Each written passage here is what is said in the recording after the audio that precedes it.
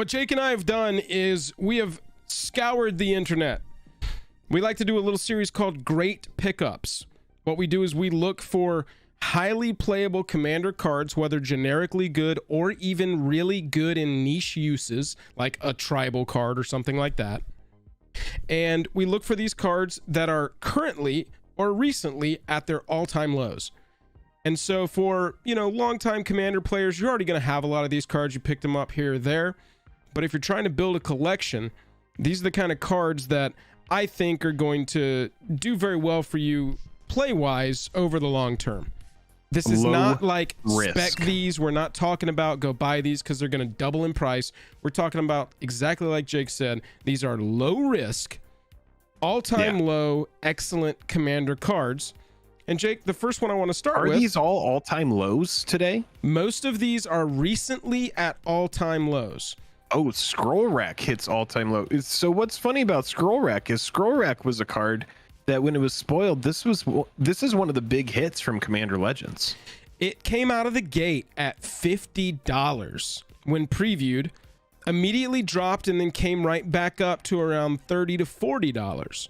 I've never heard of this card. You got to tell me about this card. Scroll Rack is a 2-mana artifact. You pay 1, you tap it. You can exile any number of cards from your hand face down, put that many cards from the top of your library into your hand, then look at the exiled cards and put them on top of your library in any order. So you're able to continuously dig through the top of your deck so that you can have access to cards further down in your library. Recently, May 20th, 2022, this is at an all-time low of $15. I want you to notice up here that the foil is like 21 bucks because it was a Commander Legends foil, and it's probably bent so far around that it wraps back around on itself and creates a pocket Scroll Rack universe. Wait a minute. What you're telling me is if it folds in half, we will be able to create a separate space in time. Yes. It's like that old commercial where they tied a piece of buttered bread to the back of a cat and then dropped it because buttered bread never lands face down and cats always land on their feet, and then the whole thing just starts spinning and they create a little engine. That's how bent the Commander Legends foils were. Scroll Rack is a little bit more of an advanced level of play card, you know, like a starting out commander player's not going to be able to use it very effectively, but with some practice, I believe in you.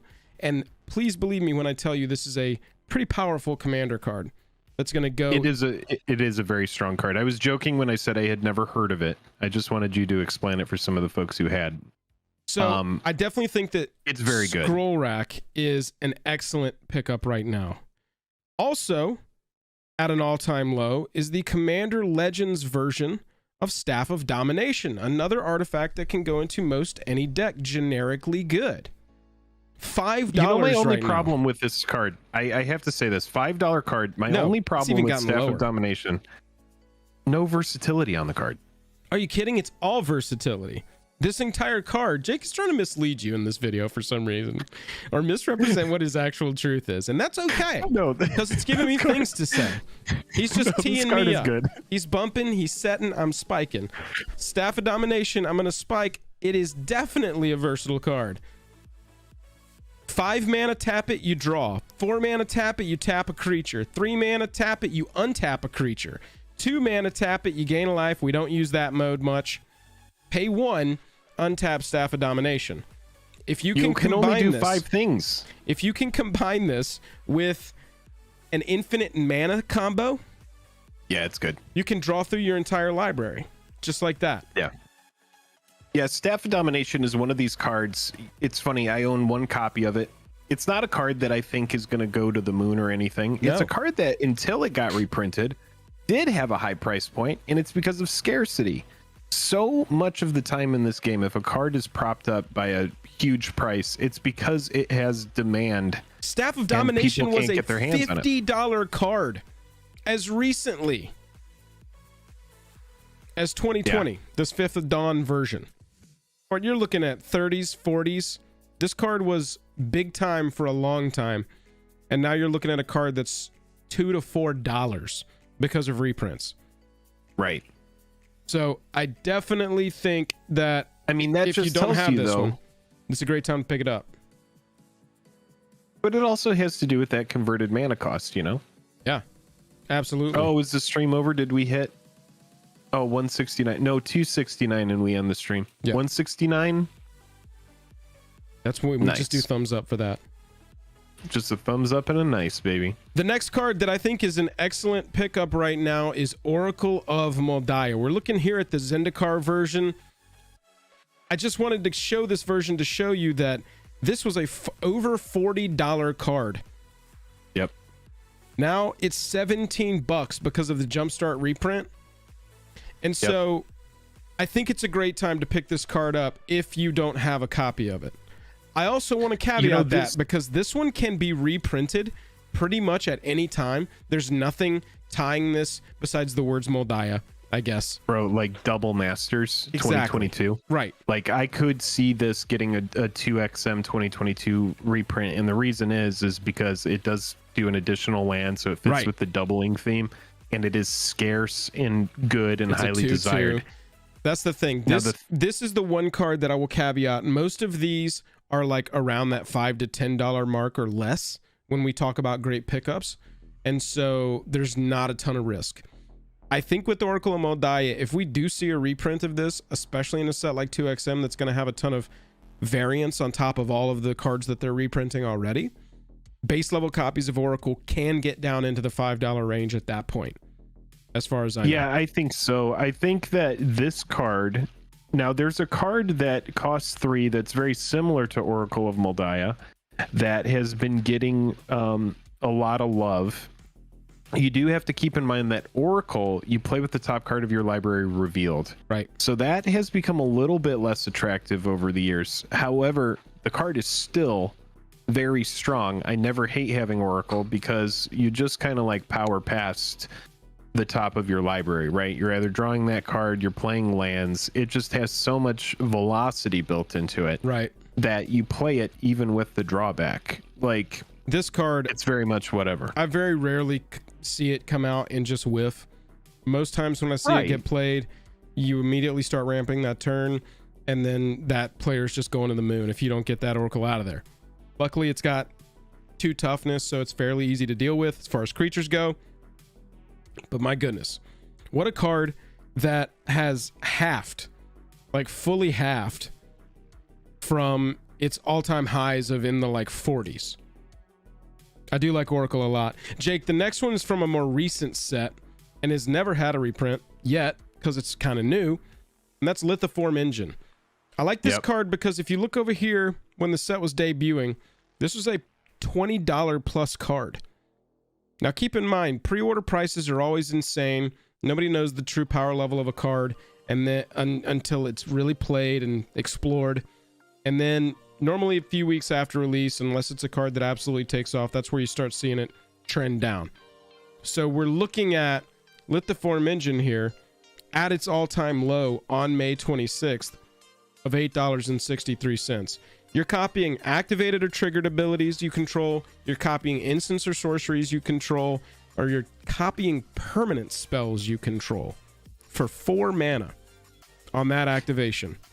Yeah, the mana that you have to pay in order to get those effects is a little bit pricey. And it is a lightning rod as far as artifact permanents go on the battlefield. People are going to want to destroy it. It gets taken down in collateral damage moments of like a Vandal Blast, that kind of thing. For sure. But it's very good. Yeah. It's just massively good. It has an extended art version. It has the stamped promo version. Right. It has, the regular copy, and it has the foil. This card only printed in Zendikar Rising, like Joel was saying. But yeah, it does a lot. It does a lot. And this is one of those cards that if it doesn't get reprinted, it ages very well. Because it's a card that casual players are going to like, right? When Say you are just doing a path, why not just for 3 more use your Lithiform Engine and get 2 paths out of it? You know, I mean, it's 4 mana to get more bang for your buck. I think the card's strong. If you just have a generic, fun, casual deck that's got a nice balance of instants and sorceries and permanents, 3 mana is just 1 overrate to copy an instant or sorcery. just one My over. question is it win more, or are there certain decks that absolutely need it? You know, is it one of those cards where it's like you get down to final cuts and you go, you know, do we need Lithiform, or Right. am I just trying to get more out of the deck?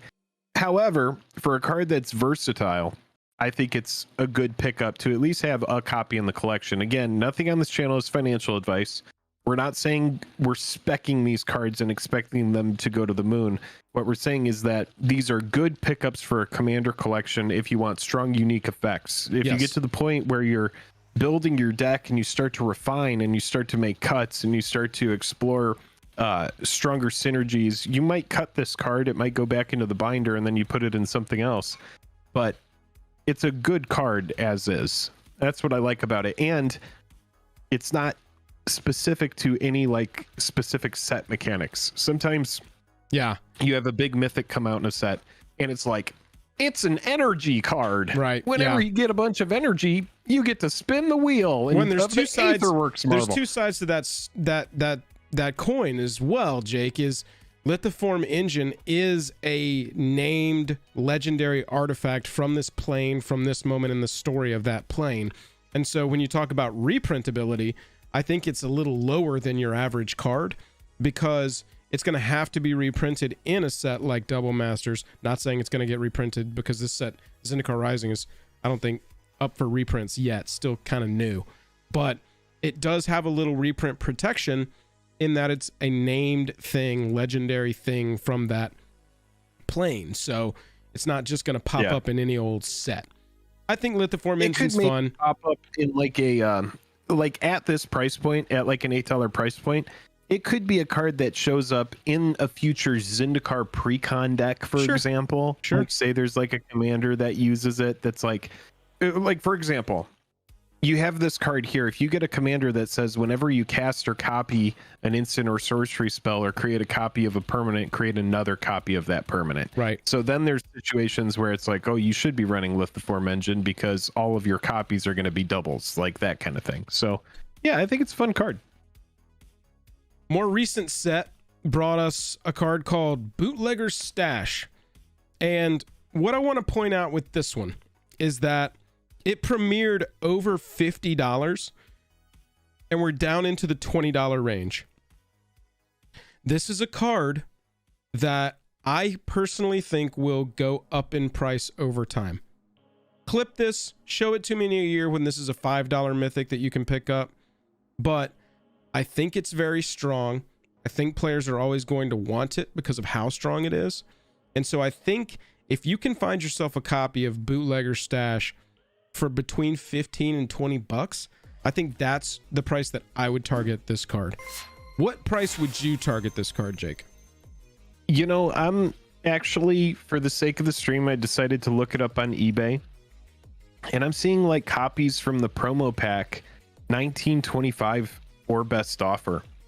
You could probably send out a best offer, get the card for like 17 before, like 17 before shipping. I would just get a baseline copy of the card.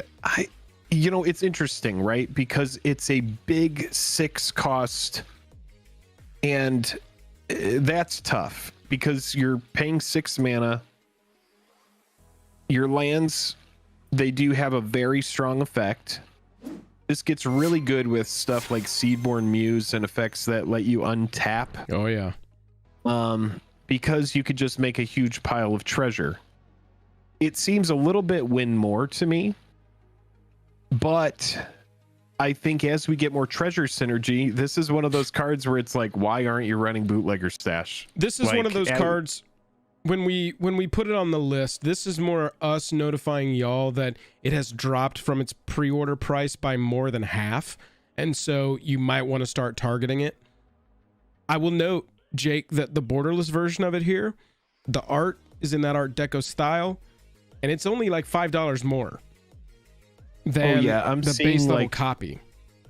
Yeah, I'm seeing 21s, I'm seeing 20s on it. So like that extended art, if you want to get that, now's probably a good time to jump on it. I think that this card is here's a foil of Bootlegger Stash for 20 bucks. There you go. So I think that in certain situations, this card is going to be very strong. I would run it in a green black, at least so that you can run Revel in Riches, which is a win con for treasure. Yeah. Possibly Jund sacrifice, Jund treasure stuff, maybe like a Corvold. Yeah, that Corvold runs treasure. A lot of treasure effects, could be really fun. Right. Because then you're getting your or even Prosh. You know, I could see maybe Prosh being interested in this. That way you can cast Prosh a lot and keep getting kobolds and stuff like that. Yeah. But yeah, you know, Jund, because then you're going to get Dockside, you're going to get all the best treasure cards in Jund.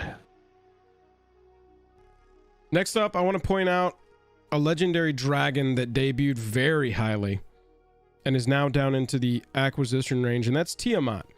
When it ETBs, if you cast it for 7 mana, 1 of each color, +2, you get to search your library for up to 5 dragon cards. The rest of it doesn't matter because we're playing commanders, so they all have different names and they're not named Tiamat. But this dragon was over... I mean, we were in the 30s. We were in the 40s when this first came out. But now we've got this down in the $10 range, and I just see all of the dragon support being printed like crazy. I don't think that this is the best option for your commander for your dragon deck. Dragon's always going to be the one I point to. But right. In the 99, this card is awesome. It's a tutor. Yeah. It's a tutor. And you should probably in your dragon deck have at least some sort of win combination of dragons. And that is fewer than 5 dragons to assemble. So Tiamat can let you go get your little combo and get all your combat damage going and just fly over everybody and burn them all down. Right. I think the card is good as well. This card came out, had a spike, and then has plateaued. This is happening with a lot of cards. And it could pre-order price. You know, this might be worth bringing up, but you know, the market is in a bad way, and that is outside of MTG. Right. You know, I said this on a previous stream, but you know, like the overall market, stock market is down. The S&P 500 generally is a good way to like keeps track of a lot of stuff as far as like tech. When it's down, the general market is down. That creates fear. That creates FUD. And so you have a lot of cards that bottom out. And so you have to buy the fear. You have to buy during FUD. Not financial advice. And then you're able to, not financial advice, but then you're able to, you know, when the market does reverse, your cards go up in price and you're like, that's why you buy when it's cheap. Also relevant that Tiamat's got a borderless version that is spectacular looking, like Tyler Finney in chat said, for twice the price, $20. So that's a card. That's another one where when it came out, it was super hype price, and you might have disregarded it as that doesn't really, the price and the power level don't really line up. We like to try and signal when the price and the power level of cards is sort of starting to line up, especially when we're coming off of whatever that preview price was. That's right. Just blew everybody away. Next up, I want to talk about a card that's huge on our channel. And Jake, I want you to look at this graph. I want you to see the graph of Maskwood Nexus. Oh, this is a chart. See the chart. See how this chart is slowly trending up. This is not me signifying an all-time low with Maskwood Nexus. This is me saying, hey, this card's still around $5, but since March 21 has been slowly climbing up. And Kaldheim was printed recently. We ain't getting a reprint to this one for a while. This is going to be... You're going to wake up one morning, this is going to be a $10 card. I promise. Well, Get it now if you want it. I should disclose, because I do have... This is actually a card, and, you know, I did that series Bad Specs, and I haven't done it in a while. But, BuzzFuzz is saying it's getting a reprint in the party deck. I'm learning this as we're live shooting this. This must have been previewed after I created this list. So we did get a reprint of Maskwood Nexus in the Commander Legends Battle for Baldur's Gate party deck, which is a great deck for that card to go in. Yeah. I could see Maskwood Nexus being one of those cards that just gets reprinted a lot just because it's generically good. Yeah. It has a nice token generator built into it. If I were for Commander wanted to target copies of this card, or if I wanted to target copies of this card you're talking about a card that you think will go up in price. I think so. I would get the foils. I would get the extended art versions of the card. I do think that it's one of those cards that, again, is generic, just like you're saying. It just gets better over time because you have decks that want certain creatures, and this makes them. It has a token generator built in that creates changelings. Yeah. I don't really know what more you want out of a card. It seems really strong. We'll see what that pre-con reprint does. It's not exactly going to flood the market with a ton of copies. It will have some more copies out in the wild because of that pre-con reprint, but it's not like getting reprinted in a booster set. So yeah, I think this is one you want to watch. Now I do have a position of this card. Maskwood Nexus is a card where I bought a lot of copies of Maskwood Nexus.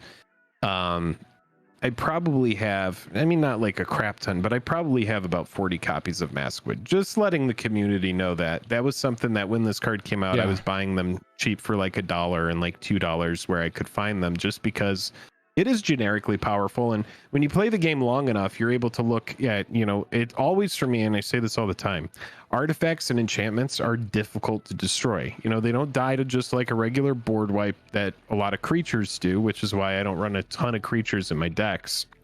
I'm not saying that creatures aren't powerful. Some of the most powerful cards in Magic are creatures. But Maskwood, I just figured this would trend up, so I'm not super surprised when I see that it is. Yeah, agreed. Looking next, I want to talk about one of my favorite cards of all time, and that's Nirkana Revenant. As you can see with Nirkana, at various times, what is definitely like a mono black card for Commander, but such a powerful mono black card that can't be ignored, has been a $20 card. It's been a $20 card that slammed when we got a little Battle Bond reprint, rebounded a little bit, and now we've seen it in the Commander Innistrad Crimson Vow set with new art. This is the one that I specifically wanted to talk about as far as singles go. The Commander Innistrad Crimson Vow Nirkana Revenant reprint is down into the $5 range. You can see debuted around $16. This, if you've got a mono black Commander deck and this isn't in it, you need to evaluate whether you want all of your swamps to be doubled, because this card gets loony quick. Jake can tell you, one of my pet decks from the beginning of us playing Commander has been my mono black deck. It's had a lot of different forms, but the win condition has pretty much always been Cabal Coffers into a big Exsanguinate. Nirkana Revenant, doubling cube, the Sun's artifact, where you pick a color when it comes into the battlefield, Caged Sun. Get one of those effects onto the battlefield, 2 of those effects, 3 of those effects, and then cast Exsanguinate for huge. Hopefully with Bosiju, who shelters all, protecting your spell from getting countered. Yeah, Nirkana is one of those cards that's definitely a lightning rod. It's a must kill when it if the black deck resolves it. Them untap with it. If they untap with that, we're probably gonna die. Yeah, they're just gonna cast everything that they have.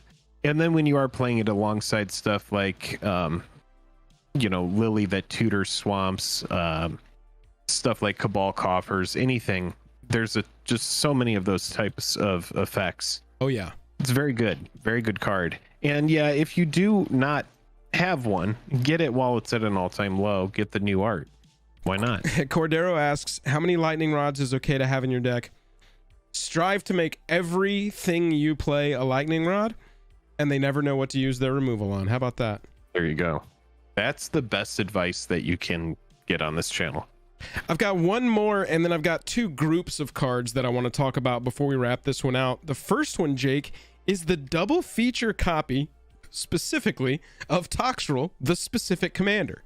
So, if you have wanted to play Toxrill, in my opinion, the best looking version of it is the double feature version because it's this blue-black commander with the purple frame and the black and white art. I just think it looks awesome, personally.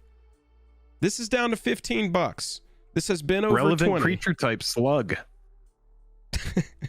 That's not something that's said a lot, but horror, that is the relevant creature type nowadays. We just had a horror deck, I think, printed, but you're looking at one of my favorite treatments of this card here. I just have been watching the price of this one climb further and further down, me going, oh man, is now when I jump in on the Toxrill deck. It does have draw built in. It's a nice Dimir commander. It's a fun one. It really is a fun one. Yeah, I know it's not for fun. everybody. I just wanted to mention that that one had gone down pretty significantly. Jake, I want to talk about Modern Horizons 2 to start wrapping this one out. The first set of cards I want to talk about from Modern Horizons 2. Look at that graph for Scalding Tarn. The fetch land, Scalding Tarn, slowly trending down continuously. Do you see that that is today's date as we shoot this? June 1st, 2022. All-time low, $28. Jake and That's what happens when you put more shares into the market. Jake and I have covered this set of cards, the fetch lands from Modern Horizons 2, ad nauseum, to use another MTG card to explain our point. Sure. June 1st, 2022, all-time low, $17 for Arid Mesa.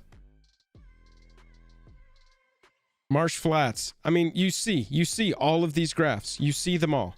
These are the base level copies of these fetch lands, $16, all-time low, right. May 27th, a few days ago. These continuously trend down. Every time I check the all-time lows lists, I feel like I see these every week. I check these lists, all-time highs, all-time lows, roughly once a week, and I feel like I see these every single week. I mean, this is what happens when you have, really spicy collector and set boxes that, Right. I've watched a ton of these openings and so many fetch lands are opened. Sometimes you would have an anomaly box where it would be like maybe one fetch land, but most of the set boxes that I saw for Modern Horizons 2 were just absolutely nutty. You have a nice suite of mythics in that product as well that help support these, but this is one of the best cycle of land ever printed. I mean, it might be the most applicable set of lands based on formats. It's just very strong. And yeah, when they said that they were going to do a meaningful reprint of this, they meant it. And so there's a shit ton of them on the market. And yeah, if you haven't picked them up, if you play Commander and you don't have your full set of 10 fetch lands, I would definitely get on that. Yeah, because once Modern Horizons 2 gets further and further away, hindsight is 2020. I look back on, when we first started the channel in 2017 and in 2018, and I was speccing cards and looking at reserve list stuff and sealed products, for example, like you look back and you're like, wow, all of those prices that seemed super ridiculous at the time, I wish I had got in. If you don't have a set of Scalding Tarn and you want to play Modern and you're like, no, the fetch lands have priced me out of Modern. I mean, now is the best time to get them, It really is. There is no better time.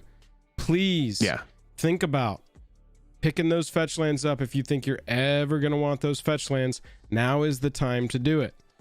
On that same note, let's look at Capenna. What did we just have printed in Capenna? More tri-lands. These tri-lands, Raffine's Tower, Jetmir's Garden. This is their debut price. This always happens with cards. We've been looking at these graphs all night. These charts, these graphs, whatever you want to call them. We've been looking at them all night, and you always see how it previews, huge hype price, drops. Slowly drops over time. And then when it deltas with desire and the set's not being reprinted or printed anymore, that's when the graph starts turning up. I mean, you look at any of the triomes. Let's look at the graph. What's probably the most popular one? Ketria? Is that the green? Yeah, that's the Teamer one. Look at this. 6, 6, 6, sixes, sixes, sixes. And then when it starts going out of reprint, whoops, crosses 10. Now we're touching 20s. These are the same cycle of lands, just the different manas, the different combinations. If this, I mean, if you're a commander player, I just think there's no better time to pick up these Streets of New Capenna tri-lands, tri-cycle lands, whatever you want to call them, than right this moment. Yeah, because what's going to end up happening is you're going to end up having Double Masters come out after Commander Legends, and Capenna, I mean, the Gilded Foils are cool. It has some good cards. It has some really nice uncommons in it as well. But I think this set, and I might be wrong about this, but I think this set ends up being kind of lackluster in the long term. I don't think it has a good, spicy gimmick about it. I think that the Gildeds are fine. I don't think etched Obnixilis and like etched versions of mythics in the set, even alternate versions of the mythics, are enough to put it over the edge. I think it needed some eternally playable cards outside of the triomes. Talking about Ledger Shredder. Yeah, I mean, it has the Ledger Shredder. Yeah. But I mean, the point with these lands is like, we're just that boosters are good. Yeah. We're just, it's time to pick these up. The Modern Horizon 2 fetches, your window on that is still open. They still are continuing to go down. And they just can't forever. They just can't. They're too highly desirable. Those are my picks for great pickups right now at the beginning of June 2022. Let us know in the comments if there's any cards that you think are great pickups right now. Maybe you'll see them in a future vid.